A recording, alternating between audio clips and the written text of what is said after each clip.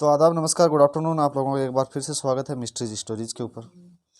Mysteries stories में हम आपके सामने एक ऐसी कहानी लेके हाजिर हैं जिस कहानी पे शायद आपको विश्वास ना हो, क्योंकि ये कहानी कुछ ऐसी है जिस कहानी को लोग पहली बार सुनेंगे तो विश्वास करना थोड़ा सा मुश्किल लगेगा आज की दुनिया में, जिस दौर में हम जी रहे हैं। लेकिन कहानी बड़ी रोचक है, बड़ी दिलचस्प है, और इस कहानी पे आप विश्वास ना करें ऐसी कोई वजह भी नहीं है, क्योंकि इस कहानी के बाकायदा प्रूफ तो कोई कानूनी प्रूफ नहीं है, बल्कि लेकिन कुछ ऐसे गवाह हैं, वो कंपनी है, बहुत सारे ऐसे फैक्ट सामने आते हैं जिस पे इस कहानी को विश्वास ना करना थोड़ा सा आसान नहीं रहता है। तो आइए शुरू करते हैं आज की कहानी। आज की कहानी है गुड़गांव की। दिल्ली के पास में ही एक शहर पड़ता है गुड़गांव, जिसका आजकल नाम चेंज करके गुरुग्राम रख दिया गया है। गुरुग्राम की एक कहानी है लगभग 2005 की, 2005 की। 2005 में वहाँ पे एक कॉल सेंटर में एक लड़की काम करती है जिसका नाम रोज था, जिसकी उम्र लगभग 26 से 27 साल। कॉल सेंटर में काम करती है लड़की, बड़ी होनहार थी, इंटेलिजेंट थी, काम भी अपना जो काम था वो भी अच्छी तरीके से करती थी। अलग अलग शिफ्ट लगती थी उनकी कॉल सेंटर में, कभी नाइट कभी मॉर्निंग, हर वक्त टाइम पे आना, अपना काम बखूबी करना। मतलब अपने स्टाफ को या अपने जो बड़े इंचार्ज थे उनको कोई शिकायत का कभी उसने मौका नहीं दिया। वह लगभग कई महीनों क्या लगभग 1-1.5 साल से वहाँ पे काम कर रही थी, लेकिन किसी को भी आज तक उसने शिकायत का मौका नहीं दिया। इसलिए वो लड़की उन सबकी चहेती बन चुकी थी। उनके जो HR हेड थे, जो उनके इंचार्ज थे, जो उनकी शिफ्ट इंचार्ज थे, शिफ्ट देखते थे, उन सबकी वो लड़की चहेती थी, क्योंकि अपना काम बखूबी टाइम पे करना, ना कोई आज तक उसके खिलाफ अपनी कोई शिकायत करना, और उसके वहाँ पे कई दोस्त भी बने। जाहिर सी बात है, कोई लड़की इतना अच्छा काम करेगी, इतनी अच्छी रहेगी, सबसे बिहेवियर अपना अच्छा रखेगी, तो दोस्त तो बनने ही बनने हैं। तो टाइम बीतता है, समय बीतता जाता है। 2005 से वह 2004 से काम कर रही थी वहाँ पे। ये बात कहानी जो शुरू होती है वो 2005 से शुरू होती है, थोड़ी रोचक। एक बार वह जैसे ही मॉर्निंग शिफ्ट में आती है, अपना काम करती है, शुरू करती है, आधा 1 घंटा अपने ऑफिस में बैठती है। फिर उसके पास में एक कॉल आता है। कॉल आने के बाद में, ज़्यादातर जो कॉल सेंटर में कॉल आते हैं वो 3 से 3.5 मिनट के, 4 मिनट के, इससे ज़्यादा बात नहीं हो पाती। आपको भी कहीं कॉल आए होंगे या आपको भी कुछ प्रॉब्लम होगी तो आपने भी कॉल सेंटर में कॉल किए होंगे, तो ज़्यादा से ज़्यादा 3-3.5 मिनट का कॉल रहता है, ज़्यादा से ज़्यादा। तो वो कॉल पे लगभग 1 से 1.5 घंटे तक बात करती रही, और जो उनका शिफ्ट इंचार्ज था, लगता है कि यार क्या दिक्कत हो गई, कॉल जो भी आता है वो 3-3.5 मिनट का कॉल रहता है, 1-1.5 घंटे से किससे बात कर रही है।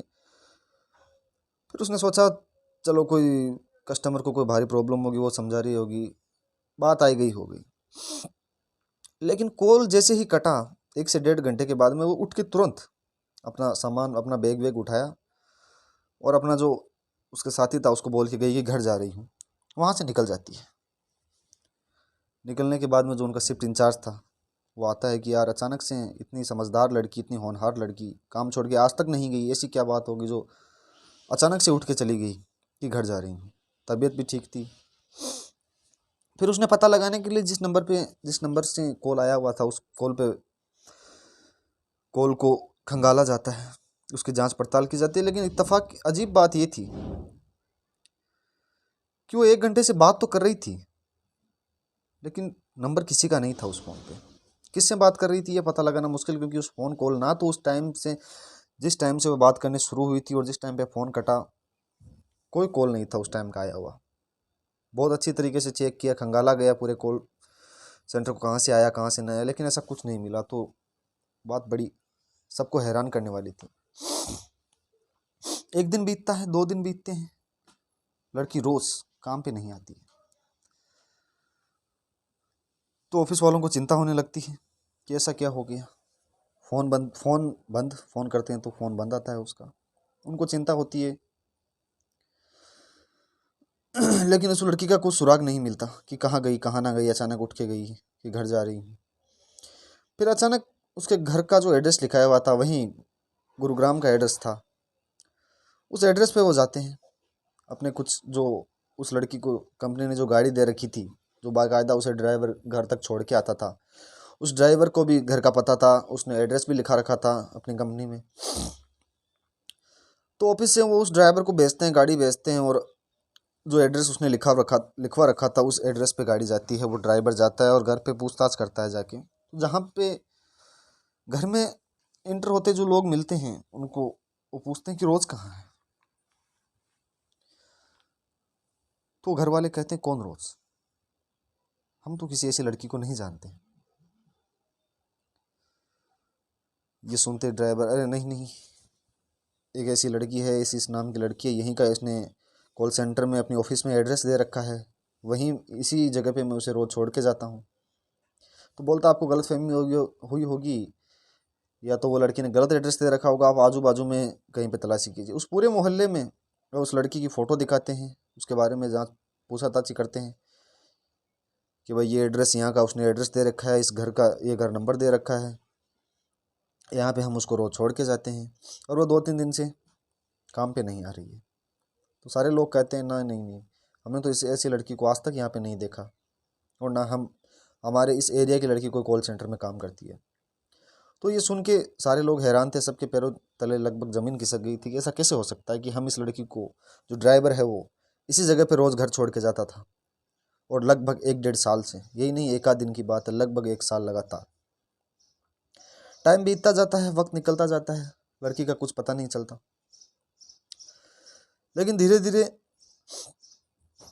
जो कॉल उनकी ऑफिस थी कॉल सेंटर वाली, वो लोग इस लड़की का पता लगाना शुरू करते हैं। तो पता चला गुड़गांव से लगभग 15 किलोमीटर की दूर पे उसके माँ बाप रहते थे, उसका असली घर, उसका पता लगा लिया उन लोगों ने पुलिस की सहायता से, ऐसे वैसे करके। तो उसके माँ बाप उसके जो उस लड़की के रोज़ के असली घर पे वो पहुंचते हैं।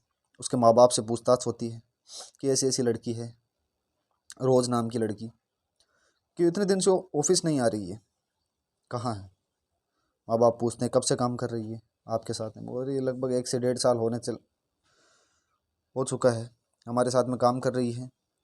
आज ही ऐसी पहली बार ऐसा हुआ है कि वह कॉल सेंटर से अचानक उठ के चली गई एक फ़ोन कॉल के ज़रिए, और आज तक लगभग काफ़ी दिन निकल गए हैं, उसका कुछ पता नहीं चला है।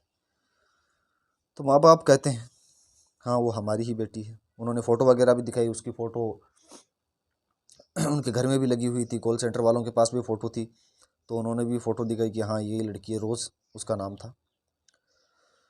तो माँ बाप जो उसे कहते हैं, उनको ये बात सुन के उन लोगों के पैरों तले ज़मीन खिसक जाती है, सबकी हवा टाइट हो जाती है। माँ बाप ने कहा कि हाँ आप लोग सही कह रहे हैं, लेकिन जो लड़की और जो तस्वीर आप लोग दिखा रहे हैं वो हमारी ही बेटी है, लेकिन उसकी मौत आज से 8 साल पहले हो चुकी है।